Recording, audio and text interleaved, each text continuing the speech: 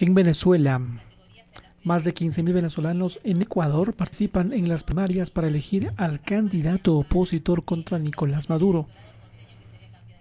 El coordinador Rogelio destacó que la jornada es un triunfo de la sociedad civil.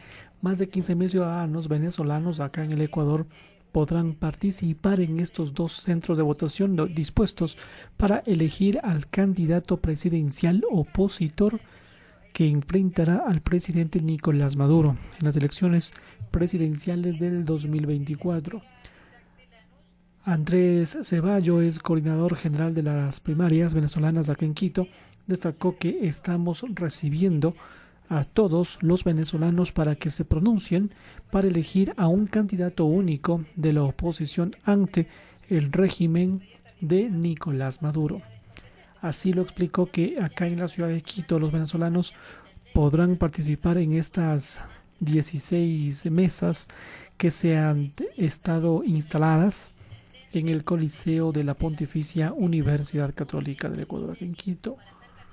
Son 7.553 venezolanos registrados, pero en el Ecuador son más de 15.000 personas.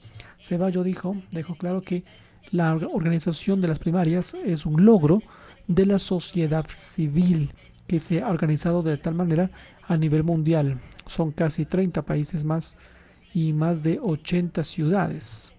El ex asambleísta Juan Fernando Flores se acercó para apoyar a la comunidad venezolana que se moviliza este domingo para elegir al candidato único para la oposición de Maduro. Flores destacó además que la comunidad venezolana se convierte nuevamente en un ejemplo para el mundo. ¿Por qué? La democracia se fortalece con más democracia, apuntó Flores. Contarte también que el presidente electo de Guatemala se reúne con la sociedad civil para buscar una salida a la crisis. La reunión se da tras 18 días de protestas contra autoridades acusadas de intentar socavar el último proceso electoral en el que Bernardo Arévalo alcanzó la presidencia. Esto es en Madrid. El presidente electo de Guatemala, Bernardo Arévalo, se ha reunido con representantes de la sociedad civil para buscar soluciones a la crisis política que atraviesa el país centroamericano a causa de las medidas puestas en marcha por Fiscalía contra su partido, el Movimiento Semilla. Como presidente electo ha convocado a todos los actores políticos, económicos y sociales del país comprometidos en la defensa de la democracia a que de manera proactiva y unidos como pueblo encontremos mediante el diálogo una salida a la crisis institucional que la ilegalidad y la ilegitimidad de las acciones de Consuelo Porras ha causado. Ha indicado además Arévalo durante una conferencia de prensa. A este primer diálogo se han asistido también representantes del sector empresarial, así como las autoridades de comunidad indígena, según informaciones del diario Prensa Libre. Fuentes cercanas al asunto han indicado que estas conversaciones están siendo productivas y han puntualizado que aunque existen diferencias entre las partes, hay otras cuestiones de las que sí se están de acuerdo. Así fue una muy buena sesión de diálogo entre las partes, ha aseverado a uno de los presentes. Este acercamiento se da tras 18 días de protestas y bloqueos de carreteras para exigir la dimisión de la fiscal general guatemalteca Consuelo Porras y el jefe de la Fiscalía Especial contra la Impunidad, Rafael Curuchiche, además del juez Freddy Orellana, todos ellos acusados de tratar de socavar el proceso electoral del pasado mes de junio en el país. Mención Europa Press. También contar que la oposición venezolana entra en una carrera presidencial por primera vez en ¿cuánto tiempo? 10 años.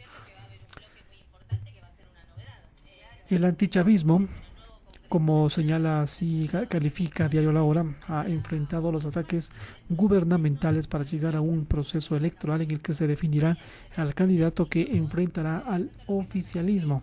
En Caracas, la oposición venezolana que se medirá este 22 de octubre en unas primarias han concentrado toda su fuerza en las elecciones presidenciales del próximo año 2024, una carrera a la que vuelve luego de una década alejada de las urnas, aún con críticas al Consejo Nacional Electoral y llena de limitaciones y contradicciones.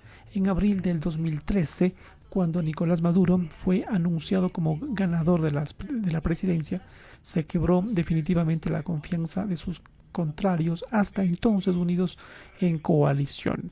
En el árbitro electoral, la oposición cantó fraude y no reconoció ni siquiera hoy la victoria del líder chavista, obtenida con 1.5% de ventaja. A estas cuestionadas votaciones le siguieron oleadas de protestas antigubernamentales, llamados a la abstención y otros intentos infructuosos por sacar al chavismo del poder, mientras Maduro, señalado de antidemocrático por varios países, se ha reelegido en 2018, conforme aumentaba pues el número de opositores inhabilitados por disputarse el cargo. El mismo presidente que, según la oposición tradicional, nunca ha ganado unos comicios democráticos competitivos y transparentes, se perfila como el adversario a vencer en el año 2024, cuando el antichavismo prevé volver a unir todas sus capacidades al servicio de una candidatura, sin certeza sobre la viabilidad de esta apuesta. La apuesta electoral, aunque el grueso del antichavismo no concurrió a otras presidenciales en la última década, hizo dos grandes apuestas electorales que buscarían convertir en el finiquito de la llamada revolución bolivariana. Veamos, será. En el 2015, tras una intensa campaña política, se hicieron con la mayoría calificada en el Parlamento, pero el Tribunal Supremo impugnó a 3 legisladores por supuestas irregularidades en su elección, que nunca se repitió. La oposición juramentó a los impugnados y el legislativo fue declarado en desacato, por lo que ninguno de estos actos fue obedecido por el resto de las instituciones. En el año 2016, con un país harto por la escasez generalizada, dice, de productos y una cámara legítima pero sin poder real, la idea de convocar a una revocatoria contra Maduro ganó la simpatía de la misma mayoría que el año anterior favoreció con un 67% de los escaños a la oposición, luego de manifestaciones callejeras en las que participaron cientos y miles de personas a favor de la revocatoria. Nuevamente, el Poder Judicial salió en defensa del mandatario al admitir querellas contra el proceso que fueron introducidas por su oficialismo. En consecuencia, decir que el CNE decidió paralizar el referendo pues en acatamiento de los tribunales. Y continúo, después de este par de tragos amargos que nos hemos servido, pues mientras la crisis económica se agudizaba, la oposición optó en el año 2017 por una lucha no electoral, sino más bien de calle, con la mayor cadena de protestas antigubernamentales que ha enfrentado a Maduro, a la que respondió con represión, que se saldaron pues con unos 120 muertos y el repudio casi unánime de la comunidad internacional contra el presidente. De vuelta a las urnas, con la llegada de las décadas, la oposición se diluyó en varias, digámoslo así, en varias ocasiones, hasta el punto de no saber cuántas fracciones identificadas como antichavistas existen hoy por hoy, algunas con ideales tradicionales y otras menos críticas con el gobierno, por lo que se les acusa de ser cómplices del poder, los llamados alacranes, entre comillas, políticos del país. Manifiesta Diario La Hora, luego de un par de intentos electorales con los que los partidos y dirigentes buscaron desligarse de la senda abstencionista en el año 2020 y 2021, ahora nadie llama a no votar, y por el contrario, más bien el país está entrando de lleno en un ambiente electoral que la oposición pretende aprovechar este camino para dar la estocada al chavismo. Según las encuestas, hasta ahora nadie tiene más oportunidad de reunir los apoyos necesarios que la exdiputada María Corina Machado, quien a la vez es la candidata menos viable debido a una inhabilitación política que le fue impuesta por la Contraloría en el 2015, según la cual tiene prohibido ocupar cargos de elección popular hasta julio de qué año, del 2030. Prácticamente cerrada el diálogo con el oficialismo, Machado no ha conseguido dibujar una línea clara que le permita convertir el respaldo popular con el que cuenta en una candidatura en el año 2024 y en un escenario en el que su eventual victoria sea aceptada y respetada por las instituciones controladas por el chavismo desde 1999. De colofón, el gobierno y la oposición tradicional firmaron esta semana un acuerdo de garantías electorales que fija las presidenciales para el segundo semestre del año y con observación internacional. Pero aquí subrayó el Ejecutivo sin permitir que los inhabilitados compitan. Hasta aquí lo que nos informa Diario La Hora. Pasamos de medio, vamos con Radio La Calle, que nos cuenta lo siguiente. Acá en el Ecuador existen problemas en la RC. ¿Qué está pasando? Corte de octubre, el expresidente de la República, Rafael Correa, respondió a unos audios por medio de su cuenta X sobre unas publicaciones por el medio digital La Posta, en el que se escucha una conversación entre él y el ex jefe de bloque de la Revolución Ciudadana RC, Ferdinand Álvarez. La prensa menciona el exmandatario, la prensa basura cada vez superándose. Cuando tuve esa conversación, como pueden notar, no había ninguna denuncia de violencia, ni mucho menos. Lo que queda claro es la mala fe de los que graban la llamada que ellos mismos hicieron. Revela su calidad humana, dijo el ex mandatario en su tweet. En el post de La Posta se dice que ¿qué es más importante, el proyecto político del correísmo o la violencia contra la mujer?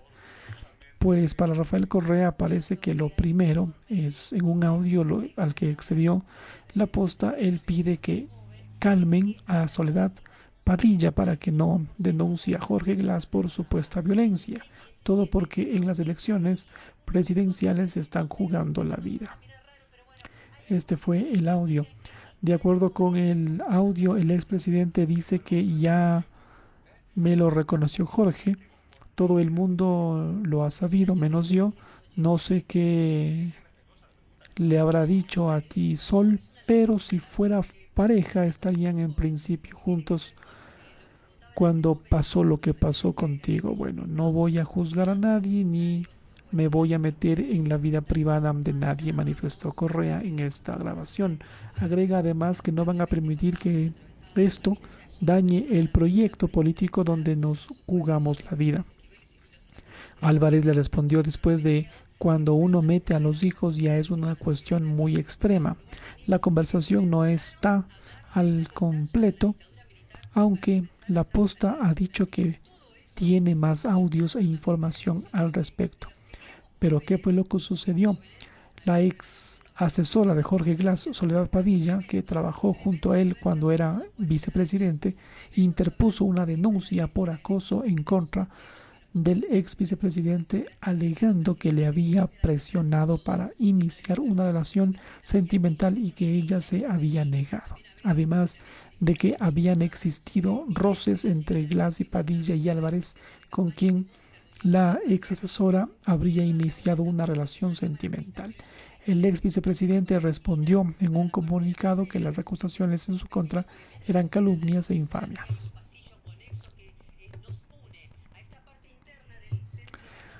Problemas.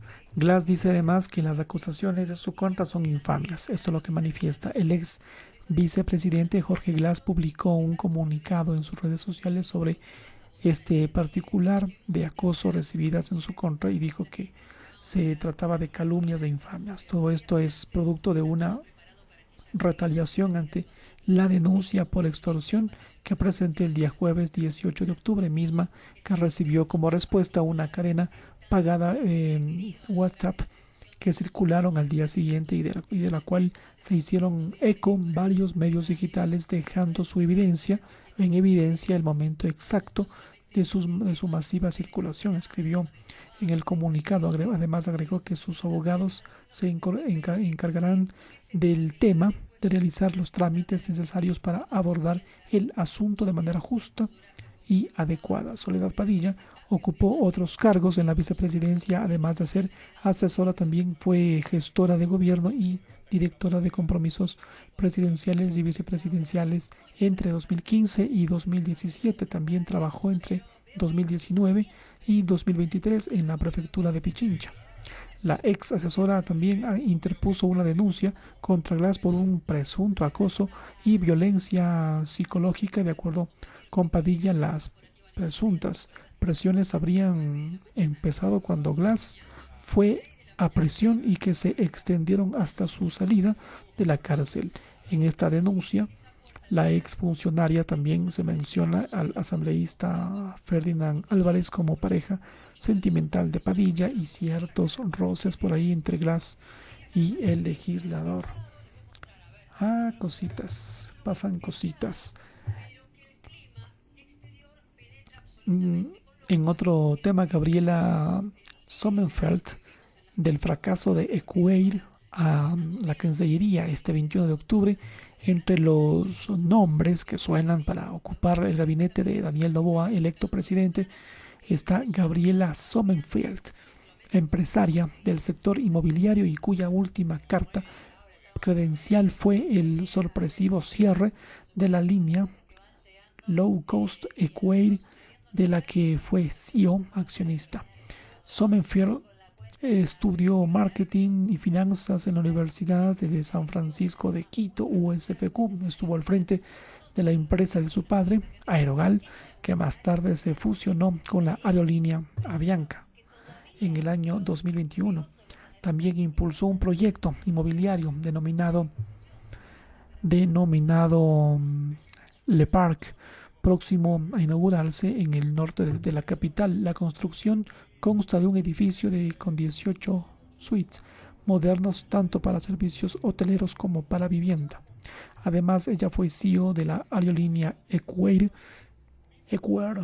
Sin embargo, dejó su cargo como directora ejecutiva en julio del 2022. Tras su decisión, Sommerfeld se mantuvo como accionista de esta empresa. El dato curioso al respecto es que a pocas semanas del balotaje, esta aerolínea cerró de manera abrupta sus operaciones y varios pasajeros reportaron quejas porque resulta que el dinero de sus boletos no ha sido devuelto, pese a que la empresa señaló que el 80% de los inconvenientes estaba resuelto. Su más reciente aparición como parte del equipo de transición fue en la presentación de los modelos de la marca país, por lo que la ciudadanía votará hasta el 26 de octubre.